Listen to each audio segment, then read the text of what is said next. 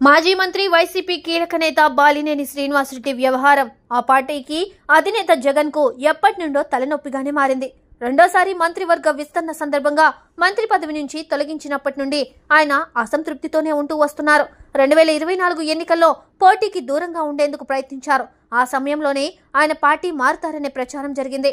ఎన్నికల ఫలితాల తర్వాత నుండి బాలినేనిలో అసంతృప్తి మరింత పెరుగుతూనే వస్తుంది. ఒక దశలో ఆయన జనసేన పార్టీలో చేరబోతున్నారనే ప్రచారం గట్టిగానే జరిగింది. ఇక అనేక సందర్భాల్లో ఆయన వైసీపీని వీడి మరో పార్టీలో చేరుతున్నారనే లీకులు సైతం ఇచ్చారు.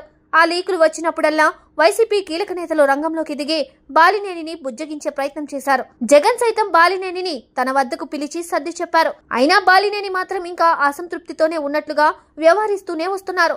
దీంతో జగన్ సైతం బాలినేని విషయంలో తీవ్ర అసంతృప్తితో ఉన్నారట. ఈ క్రమంలోనే పార్టీలో ఆయన క్రమశిక్షణగా ఉంటే సరే, లేకపోతే పార్టీని వీడి వెళ్లినా నష్టం లేదనే అభిప్రాయంతో జగన్ ఉన్నారట. ఇకపై ఆయనను బుజ్జగించకూడదు అనే నిర్ణయానికి జగన్ వచ్చారట. ప్రకాశం జిల్లాకు చెందిన బాలినేని శ్రీనివాసరెడ్డి జగన్ కు సమీప బంధువు. జగన్ బాబాయి వైవి సుబ్బారెడ్డికి స్వయాన బావ. వైసీపీ ఆవిర్భావం సమయం నుండి ఆయన జగన్ వెంటే నడిచారు. వైవి సుబ్బారెడ్డితో కూడా మంచి సంబంధాలే కొనసాగిస్తూ వచ్చారు.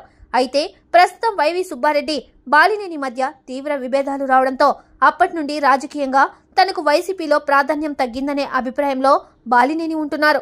బాలినేని వ్యవహారాన్ని గుర్తించే జగన్ వైవి సుబ్బారెడ్డిని ఉత్తరాంధ్ర రీజనల్ కోఆర్డినేటర్ గా పంపించారు. అయినా బాలినేనిలో అసంతృప్తి తగ్గలేదు. ఎన్నికల ఫలితాలు వెలువడిన దగ్గర నుండి బాలినేని పంచాయతీలు జగన్ కు ఇబ్బందికరంగా మారాయి. ముఖ్యంగా ఒంగోలులో ఇళ్ల పట్టాలు అందించాలనే షరతులు పెట్టడంతో స్వయంగా జగనే వెళ్లి పట్టాలు అందించారు. అయినా ఇంకా అసంతృప్తితోనే ఉండడం, జనసేనలో చేరే ఆలోచనలో ఉన్నట్టుగా ప్రచారం జరుగుతున్న నేపథ్యంలో ఇక బాలినేని వ్యవహారాన్ని సీరియస్ గా తీసుకోకూడదని, ఆయనకు ఇష్టమైతే పార్టీలో ఉంటారు, లేదంటే వెళ్లిపోతారనే అభిప్రాయంతో జగన్ ఉన్నారట.